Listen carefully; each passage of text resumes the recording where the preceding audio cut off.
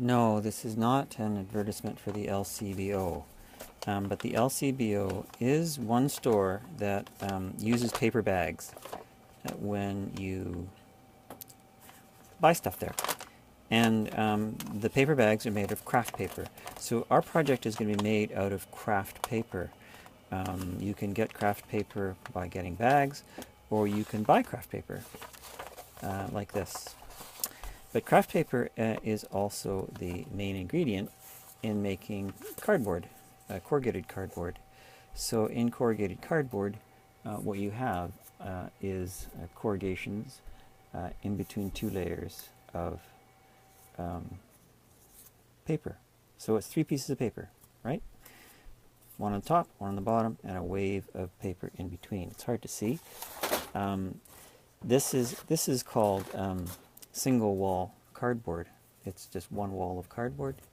And this is called single face cardboard. So this actually is corrugated cardboard that just has one piece of paper on one side and the wave of cardboard on the other. And this is flexible, as you can see. It flexes both ways, which is quite useful. Whereas the one that's got paper on both sides is quite stiff. Now you'll find if you take some of this stuff that's single face and you glue another face onto it like that, it will become stiff like this. That's how they make cardboard. Okay, so you can do that. You can also find that you can take a piece of this cardboard here. I'll cut off a chunk. Actually, I already have a piece that's cut here. And you can take a piece of cardboard and you can take one of these layers off. If you take the layer off, you get the single face cardboard, and it's curvy. But before I cut it off or peeled it off, it was straight. You could even take the other wall off, I guess, if you wanted to. Get it started here. So I don't know if it'll come off as easily. It should come off. And, oh, it's not coming off as nicely as I'd like, but it does come off. And it could be you have some use for this. I mean, actually, I'm noticing it sort of curves and bends a little bit sideways like this, too. So maybe you can play with that. But anyway, corrugated cardboard is just made up of, you know,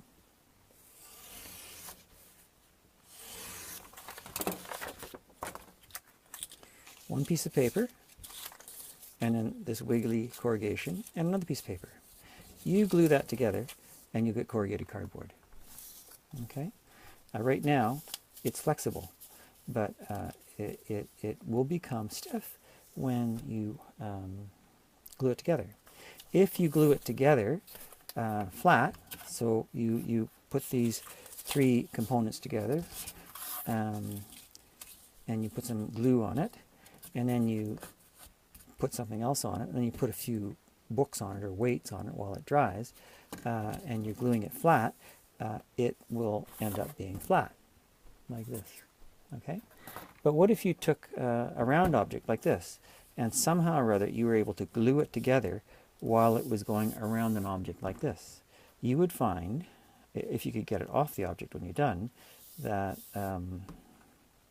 it would end up holding that shape. So it doesn't have to be flat corrugated cardboard, but it's most useful that way. So you can get this corrugation stuff, I think these are called flutes, by taking apart a piece of cardboard, as I did, or you can actually buy cardboard that's a single face, or you can find it. You know, some places might sell it. And it also comes in different flute sizes, okay? So I think the flute sizes are lettered for different sizes, but I hope you can see that you have the, two different sizes here, okay? If you buy coffee, often the cup will come with a little sleeve to help insulate the coffee and keep your hand from burning. It's glued together into a kind of a cylinder, and if you take it apart, you'll see that it is made out of this single flute cardboard. Okay, and it does have a couple of creases to help it fold together so it can stack nicely like that. Okay, so you can make your project out of this stuff if you like. Any combination of these craft paper cardboard things. Now I noticed in the first year shop they do have some cardboard that you can get for free, stacks of it. There is a little bit of this, what's this called? This is called single wall cardboard with just the one layer of corrugations or flutes between two layers of paper. They also have this double wall there that you can use. There's two layers. I don't know if you can see that. You want to focus on that? Okay. And then this triple wall. There's a whole pile of this triple wall stuff. And notice that in the triple wall, you have two different flute sizes. The two layers closest to this side has a very large flute size, and on this side it's even larger. So you can see flute sizes can vary quite a bit. This paper that is available for free in the first year shop has got a white surface on it.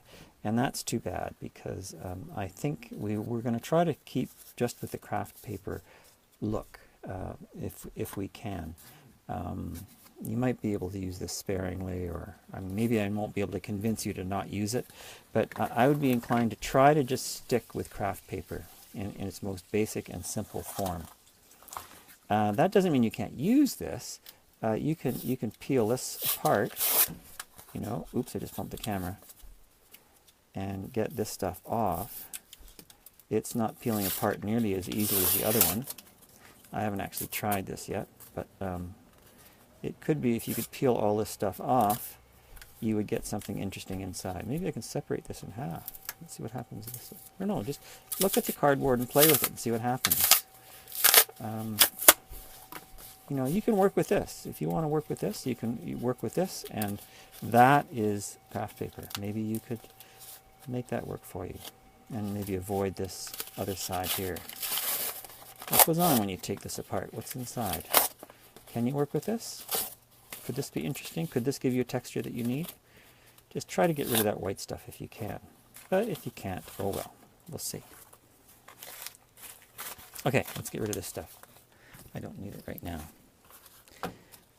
Another way that you can work with cardboard is, instead of just choosing between the single wall and the single face, you can take a piece of cardboard and alter it by changing it, by scoring the face. I'm going to show you that, but maybe before I do that, I want to point out to you how cardboard, the two faces are a little bit different. Maybe I'll cut this in half to compare one face and another. Putting my ruler there and very gently, oh, don't need that much blade, very gently cut through. And ask you to see if you can notice that one side is different from the other side. Can you see how one side is smoother? So I think what we have here is this paper is thicker and more sturdy on this side, and on the other side it's lighter. So I can actually see the ridges and the corrugations more easily on this side. I don't know if you can see that in the camera. Now what I'm going to do is I am going to cut some, actually I think I'm going to very carefully cut without the straight edge. And I'm just following the flutes. And by cutting through the paper like this, am I on camera? Yeah. Oops, I looked up at the camera and I went off my line. Focus, Dan, focus. Okay, so I'm going to go through like this on all these layers, and what do you think is going to happen? I'm only cutting through the top layer of the paper, and I'm trying to keep the knife between. Okay. Oh, I think I went off there a little bit. I'll move over here so I'm not so close to my finger.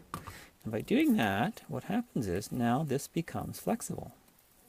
Interesting, eh? It won't bend this way so much, but it'll bend this way because those gaps open up. So this cardboard, which was like this a minute ago, which is quite stiff, now can bend. Okay? And guess what? If you were to do it to 2 pieces, or 1 piece and cut it in half, you could put 2 of these together. And let's say you did that other trick before of gluing this around a curved surface. If I was to glue that to that, you wouldn't even have to put a piece of craft paper on the outside, like this, but you could on the outside, and then you would get a double wall piece of cardboard, corrugated cardboard, that takes a curve. So you'd have to have this form. You'd have to figure out how to hold it. What I might do is use white glue sparingly, and then hold it in place like this, maybe with some elastic bands, or tape this together while the white glue dries. We'll talk more about gluing maybe later. What I would also do is maybe make it a bit oversized, and then later on we'd have to cut it. Okay, so that's a nice way of doing that. You can also tear these apart if you want. And you could also do it so that you'll do it on a smaller piece that's not so not going to take so much time. We can cut in both directions. So I'll cut on this side here, and then I'll switch to this side. I'm sort of guessing where the grooves are. But the idea is this side will curve this way, and this side will curve this way. So I can get an S. S for Stan. Okay? I went through too far on one side. I went double. But hopefully you get the idea. Okay? Another thing you can do, let's say on this one, let's go back to this one. Let's say you wanted to make this into a tube, and you want to glue them together. Okay, maybe you could make that into a tube. How would you glue that edge together? Okay, well, one trick would be, let's see, how can we do this? Move this back. One trick would be, let's say, can we take off a little bit more of this? We're going to take this off, and this off. Take off the corrugations, and very carefully we're going to make a kind of a tab. Careful, Stan, don't ruin it. I'm trying to go fast for the video, but maybe I shouldn't. Just going to peel this stuff off. Okay, maybe make this a little cleaner in here with my knife, cutting this nice and straight. Okay, just through the top layer and the center corrugation. I might need to clean this up a little bit more. And then I have this paper flap here, and I can actually use that to glue this inside. So this flap can glue on the inside in there. I might have to be very careful while I glue it, but that could work like that, to glue that together. So I don't have to try to fix it some other way. Okay, so I'd have to glue that and hold it somehow, or put maybe a broomstick inside there or something like that, and maybe wrap it with elastic bands to make it glue.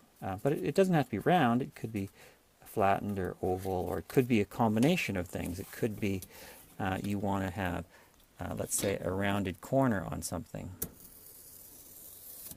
Let's say you just wanted to take this, and instead of having a square corner, what would a square corner look like? A square corner might look like this. Okay, we just get a nice square corner like that. So you want to have a corner that's rounded. Okay, so you have a straight section here and a straight section here, but this part in here is rounded. Okay, so how would you hold that shape? Well, you might have to make a piece of cardboard. Let's get another piece of cardboard here that has that rounded shape. How would we do that? We might have to very gently cut a curve somehow that has the curve you want. I'm not planning it. I'd have to draw it out from your drawings and your scale. And then I could glue that in there like that. Okay, and that would hold that curve. Let's say I even wanted to have this fit in more neatly. Perhaps I could even look at how thick this wall is. Do I have a pencil here somewhere? I don't. So I'm just going to guess. I think I can guess how thick that wall is. And I'm going to cut part way through here. My knife. Not all the way through. Just part way through. And then I'm going to peel this stuff off. Okay. I might have to gently pry this off with my knife, very gently, and try not to cut myself. I don't need to have a razor sharp knife for this, so I could use something duller, which will not be as likely to cut myself, but if you're careful, this will be fine. So that little flap there could allow me to glue this on and get a really nice tailored edge there.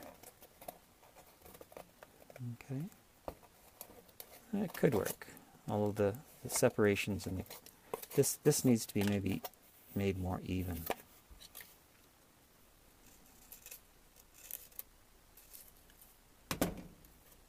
There, or maybe turned upside down.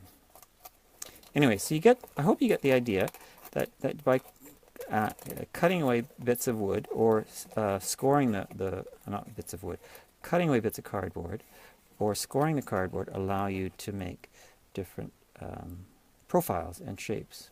Okay, when I glue this on, it might stick up a little bit, but then when I'm done, I can sand it down.